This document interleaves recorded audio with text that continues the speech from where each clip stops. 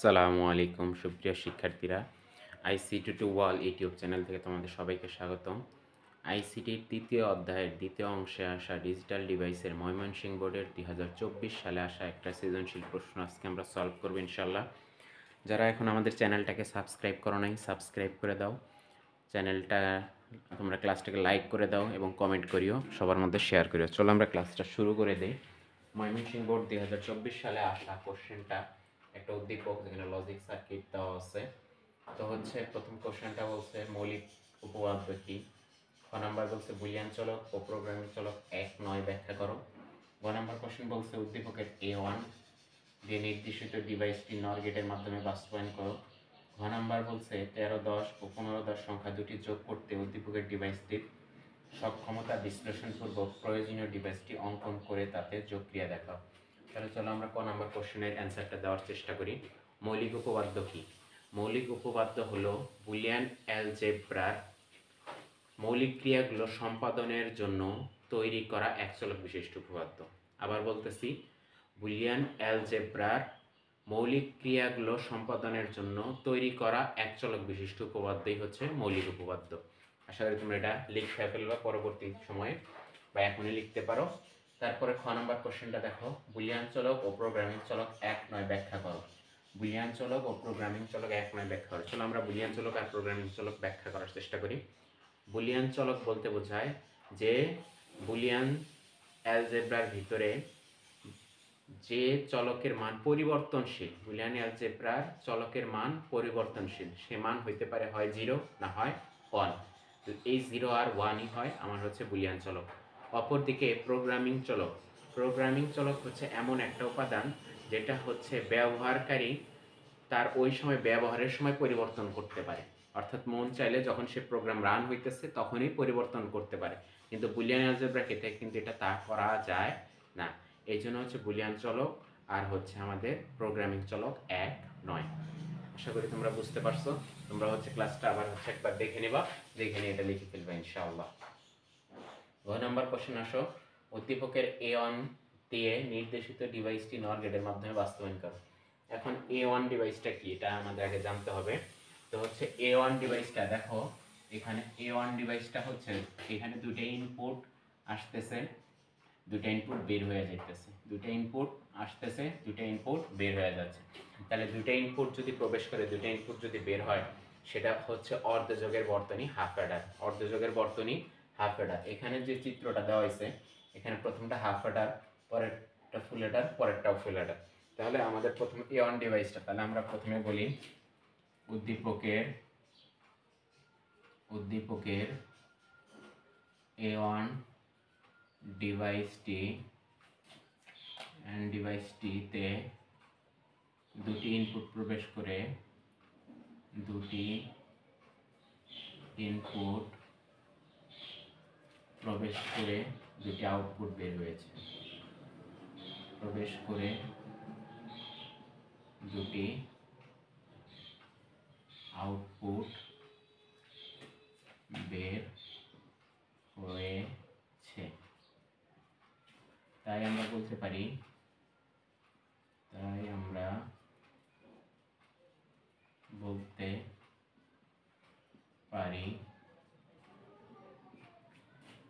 এখানে অর্ধযোগের বর্তনী, অর্ধযোগের বর্তনী হাফ অ্যাডারকে নির্দেশ করা হয়েছে, অ্যাডারকে নির্দেশ করা হয়েছে। তাহলে আমরা জানি হাফ অ্যাডার হচ্ছে, হাফ অ্যাডারের সংজ্ঞাটা কি, যে দুইটা বাইনারি বিট যোগ করে আউটপুট হিসাবে একটি সাম ও একটি ক্যারি পাওয়া যায়। তাহলে হাফ অ্যাডার হচ্ছে যে দুইটা বাইনারি বিট যোগ করে, দুটি বাইনারি বিট যোগ করে, দুটি বাইনারি বিট যোগ করে আউটপুট হিসাবে একটি সাম ও ক্যারি পাওয়া যায়। আউটপুট হিসাবে একটা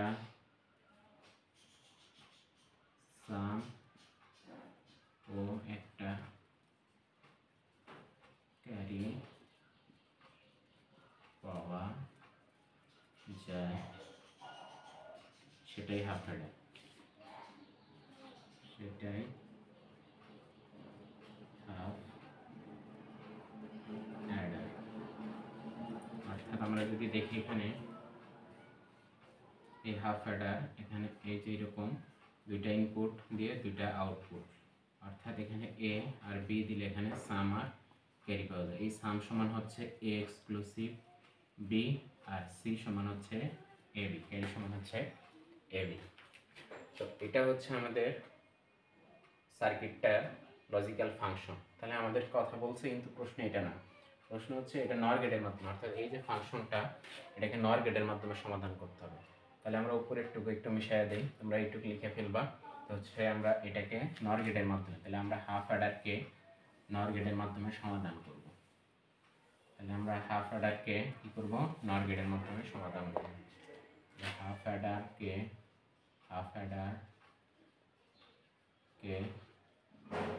নর গেটের মাধ্যমে বাস্তবায়ন,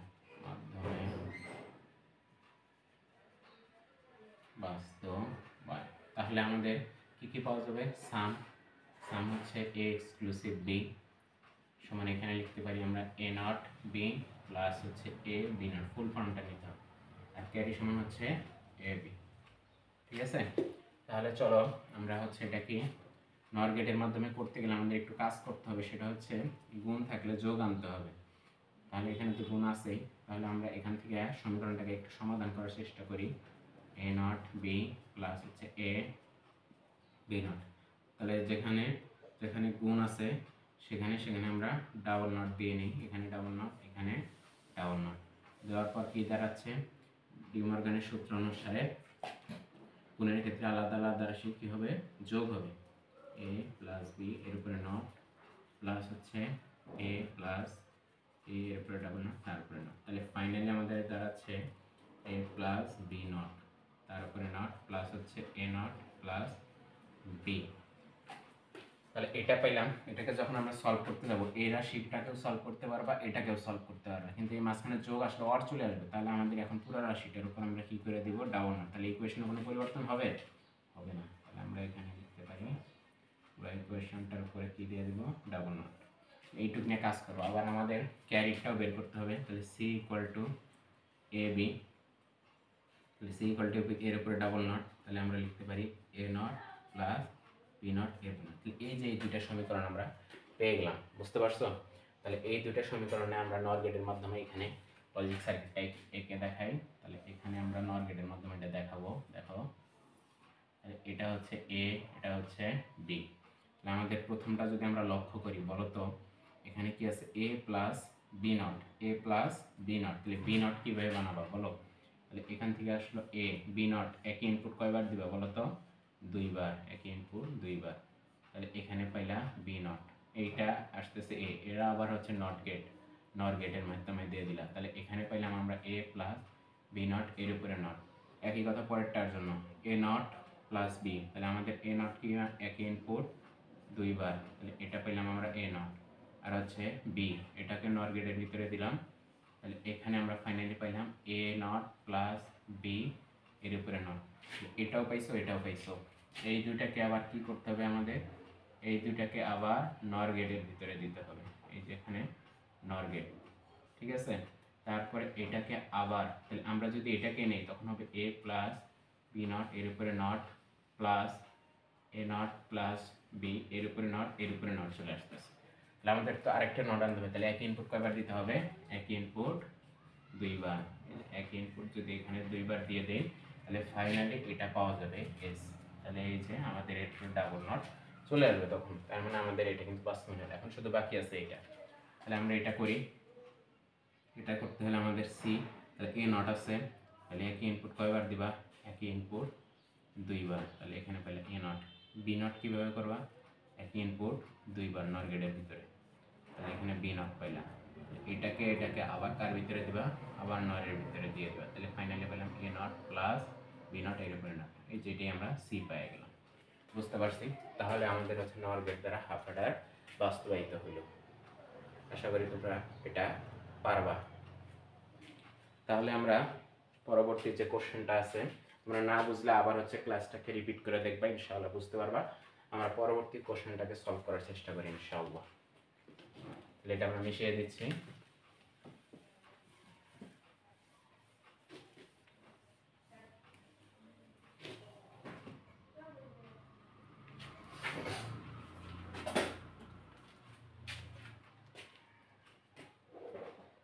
তাহলে আমাদের ঘ নাম্বার কোশ্চেনটা দেখো। ঘ নাম্বার কোশ্চেনটা বলছে কি 13, 10, 15, 10 সংখ্যা দুটি যোগ করতে উদ্দীপকের ডিভাইসটির সক্ষমতা বিশ্লেষণপূর্বক প্রয়োজনীয় ডিভাইসটি অঙ্কন করে তাদের যোগক্রিয়া দেখাও।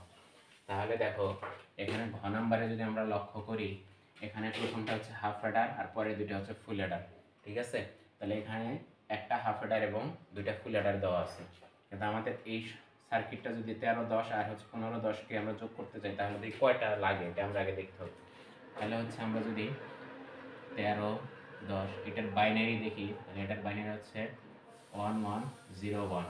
আর অপর দিকে 15, 10 এটার যদি আমরা বাইনারি দেখি তাহলে হচ্ছে 4টা 1, ঠিক আছে। তাহলে এখানে হচ্ছে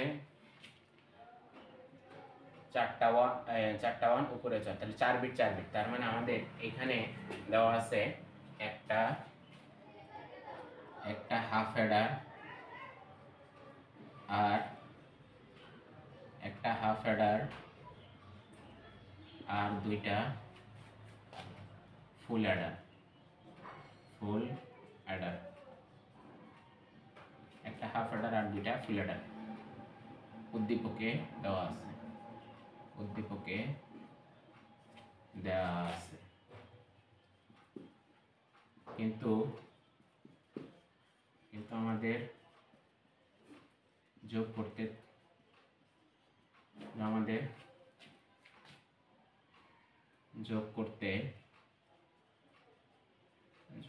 করতে আরো একটা ফুল অ্যাডারের প্রয়োজন।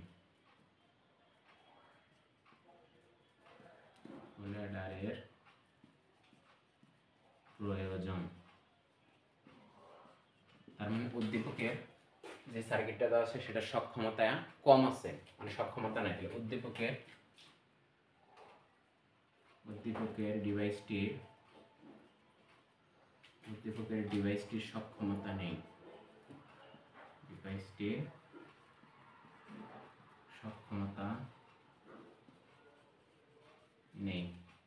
কিন্তু উদ্দীপকের ডিভাইসটির সক্ষমতা নেই, কিন্তু এর সাথে যদি একটা ফুল অ্যাডার যুক্ত করা যায় তাহলে সেটা সম্ভব। তার মানে যোগ ক্রিয়া করার জন্য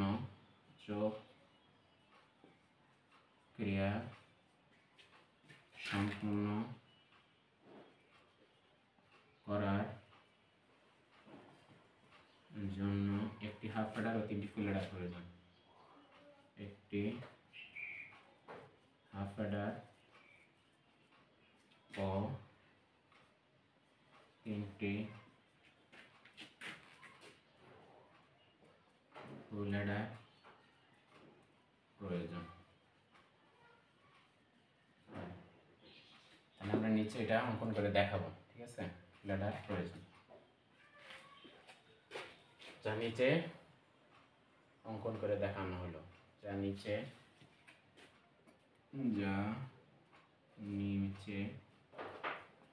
অঙ্কন করে দেখানো হলো। তাহলে আমরা এখন ডিভাইসটাকে অঙ্কন করে দেখাবো। দেখো আমরা উপরে, তোমরা আশা করি এটা বুঝতে পারছো, কারণ এখানে হচ্ছে কয় বিট, 4 বিট, আর আমাদের এখানে সক্ষমতা এখানে 3টার নেওয়া আছে। তাহলে হচ্ছে 3টা দ্বারা তো হবে না, আমাদের 4টা লাগবে। তার মানে একটা ফুল অ্যাডার বাড়ায় দিতে হবে। তার মানে উদ্দীপকের যেটা এটা সক্ষমতা নাই, কিন্তু হচ্ছে আমরা যদি একটা ফুল অ্যাডার বাড়ায় দিই তাহলে এটা সক্ষম হয়ে যাবে। তার মানে হচ্ছে আমরা সেটা যোগক্রিয়াটা দেখাইতে হবে। তাহলে আমরা এখন ওই যোগক্রিয়াটা দেখাই, তোমরা একটু বুঝতে পারছো আশা করছি। তাহলে একটু আমরা মিশিয়ে দিলাম, মুছে দিলাম। তাহলে এখন দেখো আমরা যদি এই যোগক্রিয়াটা করি এখানে, আসলে আগে এটা করার পর আমরা ডিভাইসে দেখাবো। দেখো লক্ষ্য করো, এটা বাইনারি যোগ। 1 আর 1 যোগ করলে কি হবে বলো তো? 0, হাতের 1। তাহলে 1 আসলে 2টা 1 হয়ে গেলে আবার কি হয়ে যাবে বলো তো? 0, হাতের 1। 3টা 1 হলে 1, হাতের 1। 3টা 1, 1, এরপর সংখ্যা নেই 1 নেমে যাবে। তাহলে এইটুকু আশা করি তোমরা বুঝতে পারছো। এখন এটা আমরা হচ্ছে এই যে ডিভাইসটার মাধ্যমে দেখাবো। বুঝতে পারছো? তাহলে চলো আমরা ওই অঙ্কন করে দেখাই। তাহলে প্রথমে আমাদের হচ্ছে একটা ডিভাইস যেহেতু আমাদের বাড়াইতে হবে, তাহলে আমরা ওটা বাড়াবো।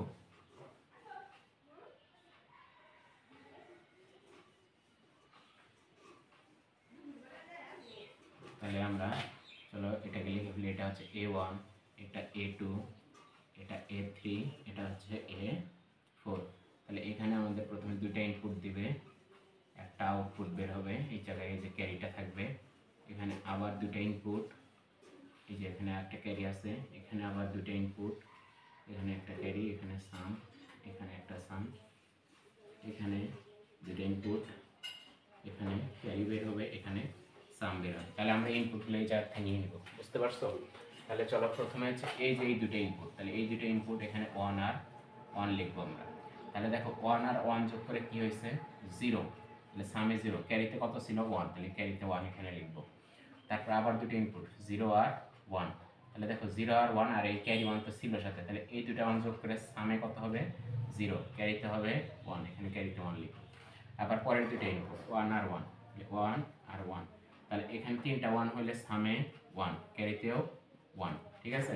পরের দুটো ইনপুট আবার 1 আর 1, এটা 1, এটা 1, তাহলে এখন তিনটা 1 যোগ করলে সামে 1 আর এই পাশে ক্যারিতেও 1। তাহলে এই যে যোগ ক্রিয়াটা আমরা হচ্ছে কিসের মাধ্যমে দেখাইলাম?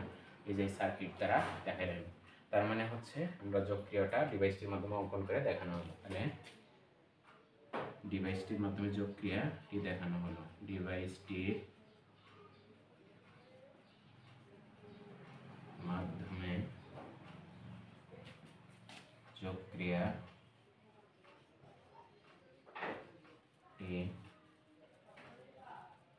দেখানো হলো। আশা করি তোমরা হচ্ছে এটা বুঝতে পারছো। এটা মূলত হচ্ছে বাইনারি অ্যাডারের কাহিনী হয়েছে আমাদের।